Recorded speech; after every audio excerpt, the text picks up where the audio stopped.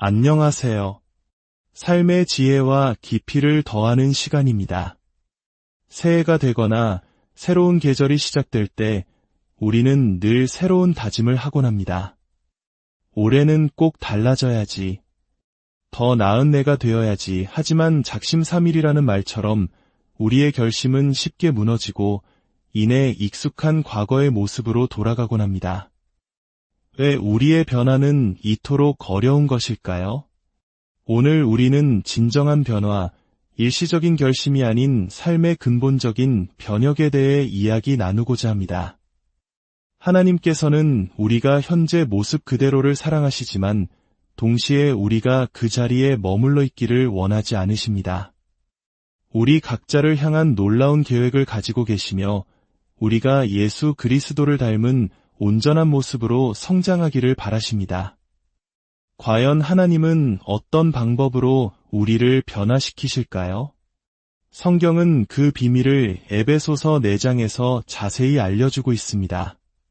본격적인 이야기에 앞서 이 귀한 하나님의 말씀을 더 많은 분들과 나누고 싶으시다면 구독과 좋아요를 통해 이 채널의 성장을 도와주시길 부탁드립니다. 여러분의 작은 실천이 지금 어딘가에서 위로와 희망을 찾고 있는 또 다른 영혼에게 하나님의 사랑을 전하는 귀한 통로가 될 수 있습니다. 여러분의 가정과 삶 위에 주님의 평안이 가득하기를 기도합니다. 성경 고린도후서 3장은 우리의 변화가 단번에 일어나는 사건이 아님을 분명히 말합니다. 우리가 다 수건을 벗은 얼굴로 거울을 보는 것 같이 주의 영광을 보매 그와 같은 형상으로 변화하여 영광에서 영광에 이르니 곧 주의 영으로 말미암음이니라. 여기서 중요한 단어는 변화하여입니다. 이는 현재 진행형으로 우리의 변화가 점진적이고 계속되는 과정임을 의미합니다. 한순간의 짜릿한 경험이 아니라 한 걸음 한 걸음 성숙의 단계로 나아가는 여정인 것이죠. 마치 어두운 새벽이 서서히 밝아오며 눈부신 아침을 맞이하듯 우리의 삶도 점차 더 밝고 빛나게 되는 것입니다. 그렇다면 이 놀라운 변화의 여정을 위해 하나님께서 우리에게 주신 도구는 무엇일까요?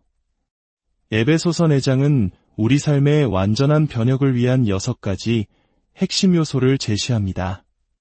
첫 번째, 진정한 변화는 영적 코칭을 필요로 합니다. 혼자서 모든 것을 해낼 수 있다고 생각하는 것은 교만일 수 있습니다. 운동선수에게 코치가 있고 학생에게 스승이 있듯 우리의 영적 성장에도 우리를 이끌어주고 격려해줄 멘토가 반드시 필요합니다. 우리는 좋은 코치, 좋은 스승과 함께할 때 훨씬 더 빠르고 올바르게 성장할 수 있습니다. 성경 속 위대한 인물들을 보십시오. 그들 곁에는 언제나 영적 스승이 있었습니다. 여호수아에게는 모세가 있었고 엘리사에게는 엘리야가 있었습니다. 다윗에게는 사무엘이, 12 제자에게는 예수님이 계셨습니다. 사도 바울은 디모데를 영적으로 코칭했고 디모데는 또 다른 사람들을 가르쳤습니다. 이처럼 신앙의 유산은 세대를 거쳐 아름답게 이어져 내려왔습니다. 우리 각자에게는 바울과 같은 스승이 필요하고 동시에 디모데와 같은 제자가 필요합니다. 누군가에게 배우고 또 다른 누군가에게 내가 배운 것을 흘려보내는 삶, 이것이 바로 건강한 신앙인의 모습입니다.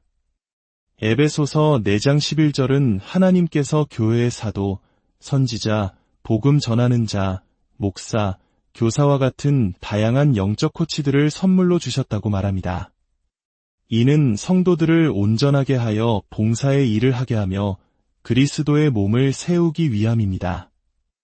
여러분의 삶에 진지한 변화를 원하신다면 기도로서 여러분의 영적 여정을 함께할 멘토 혹은 동역자를 찾아보십시오.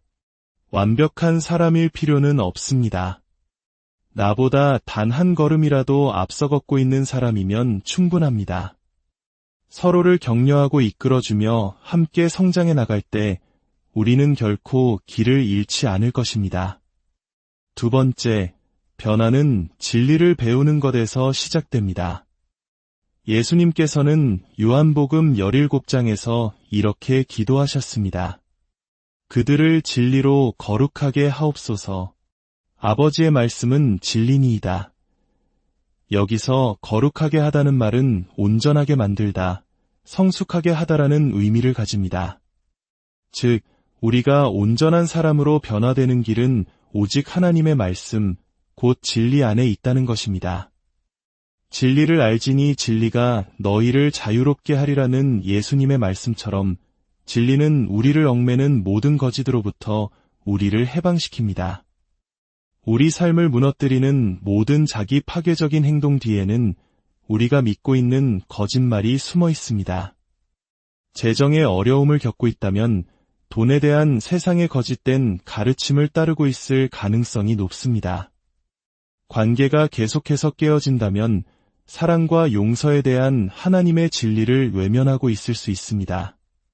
세상은 끊임없이 우리에게 거짓말을 속삭입니다. 너는 부족해, 과거는 바꿀 수 없어, 성공해야만 가치 있는 사람이야 와 같은 거짓말들입니다. 이러한 거짓에 사로잡힐 때 우리는 잘못된 행동의 늪에 빠지게 됩니다. 에베소서 4장 14절은 영적으로 미성숙한 사람은 다른 사람의 거짓말에 쉽게 흔들리는 어린아이와 같다고 경고합니다. 이랬다 저랬다 자신의 믿음을 계속 바꾸는 것이죠. 하지만 하나님은 우리가 진리 위에 굳게 서서 사랑 안에서 그리스도를 향해 자라가기를 원하십니다. 예수님은 스스로를 길이요 진리요 생명이라고 하셨습니다. 진리는 단순한 원칙이나 개념이 아니라 살아계신 인격, 바로 예수 그리스도이십니다. 우리가 그분을 더 깊이 알아갈수록 세상의 거짓과 하나님의 진리를 분별하는 눈이 열리게 될 것입니다. 세 번째, 변화는 새로운 생각을 요구합니다.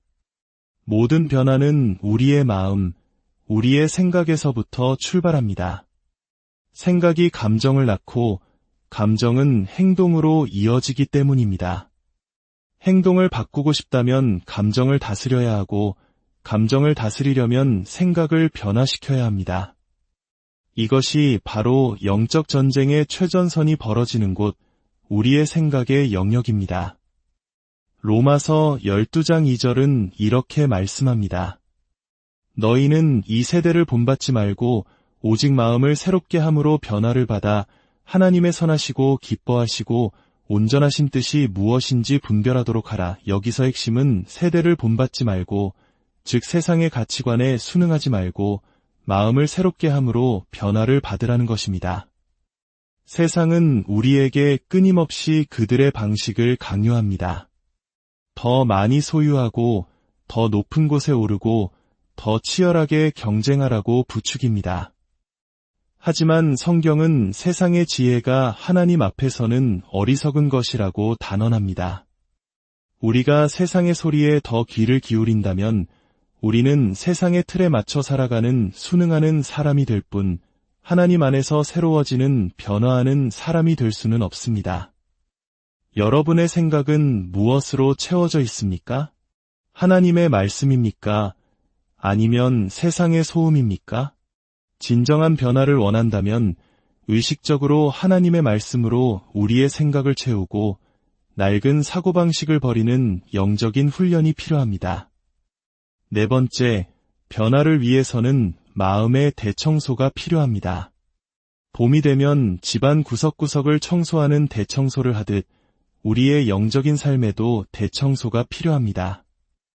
에베소서 4장 22절은 너희는 유혹의 욕심을 따라 썩어져가는 구습을 따르는 옛 사람을 벗어 버리라고 명령합니다. 벗어 버리라는 것은 과감한 결단을 촉구하는 말입니다. 만약 우리가 더 건강한 몸을 원한다면 집에 있는 정크푸드를 버리는 것부터 시작해야 합니다.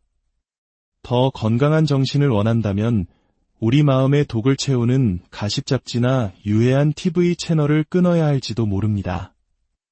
우리의 시간을 갉아먹는 불필요한 약속들, 우리 마음에 쓴뿌리를 내리게 하는 분노, 미움, 두려움과 같은 부정적인 감정들도 모두 청소해야 할 대상입니다. 그런데 이 마음의 대청소는 이토록 어려울까요? 몇 가지 이유가 있습니다.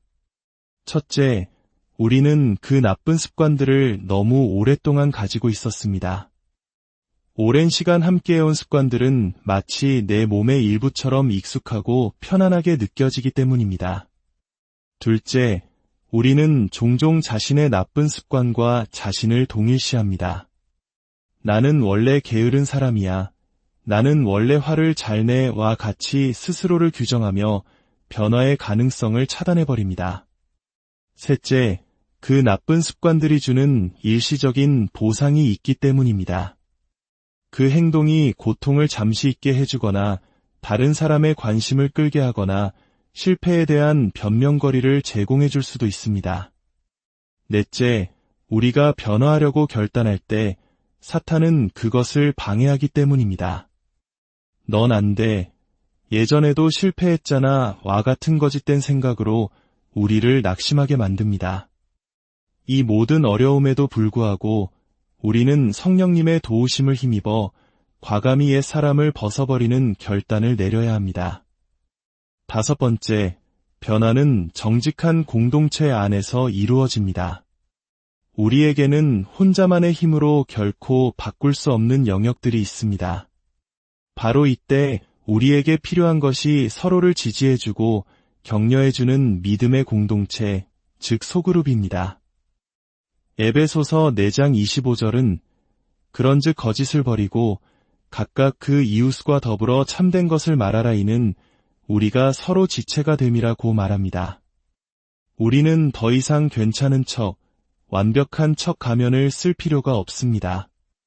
믿음의 공동체는 우리의 연약함과 실패를 있는 그대로 내어놓을 수 있는 안전한 장소여야 합니다. 세상은 우리의 실수를 손가락질하지만 교회 공동체는 그 상처를 감싸주고 치유해주는 곳이 되어야 합니다. 우리가 서로에게 친절하고 서로를 사랑하며 그리스도께서 우리를 용서하신 것 같이 서로를 용서할 때 그 안에서 놀라운 회복과 성장이 일어납니다. 또한 공동체 안에서는 서로를 비난하는 말이 아닌 다른 사람을 세워주는 유익한 말을 해야 합니다. 서로의 필요를 채워주고 듣는 이들에게 은혜를 끼치는 말을 통해 우리의 공동체는 더욱 견고해질 것입니다. 오늘날 한국 사회는 치열한 경쟁 속에서 많은 이들이 외로움과 소외감을 느끼고 있습니다. 이때 그리스도의 사랑으로 서로를 품어주는 정직한 공동체는 세상에 빛을 비추는 강력한 증거가 될 것입니다. 마지막 여섯 번째, 모든 변화는 믿음을 통해 완성됩니다.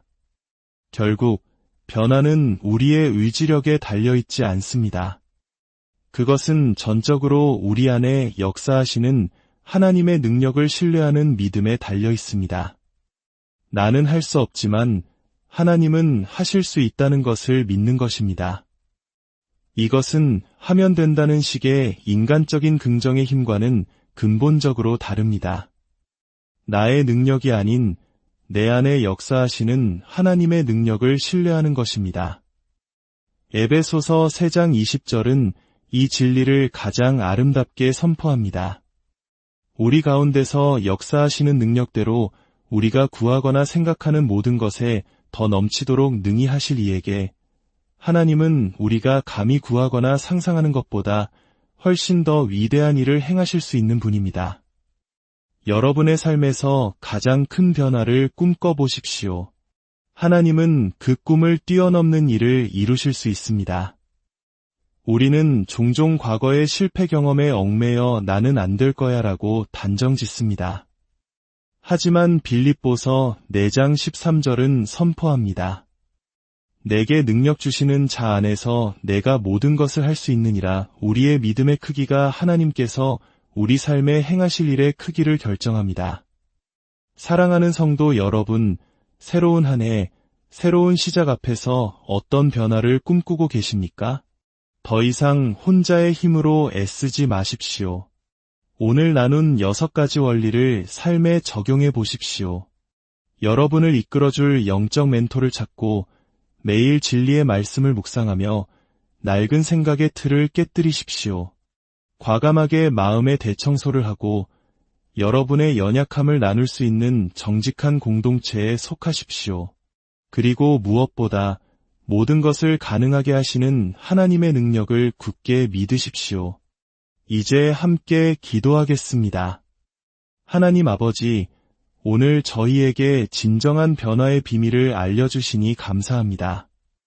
더 이상 저희의 힘과 의지만을 의지하며 좌절하는 삶이 아니라 하나님께서 주시는 능력으로 온전히 변화되는 삶을 살기 원합니다. 저희 각자에게 영적인 멘토와 동역자를 허락하여 주시고 날마다 진리의 말씀으로 저희의 생각을 새롭게 하여 주옵소서. 저희 안에 있는 낡고 부패한 모든 것들을 성령의 불로 태워주시고 그리스도의 사랑 안에서 서로를 세워주는 아름다운 공동체를 이루게 하옵소서.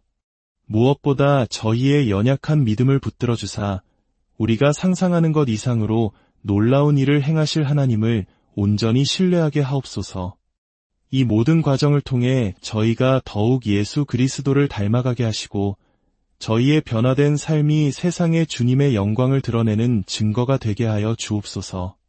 우리를 사랑하시는 예수 그리스도의 이름으로 기도드립니다. 아멘. 여러분의 삶에 하나님의 놀라운 변화가 시작됩니다.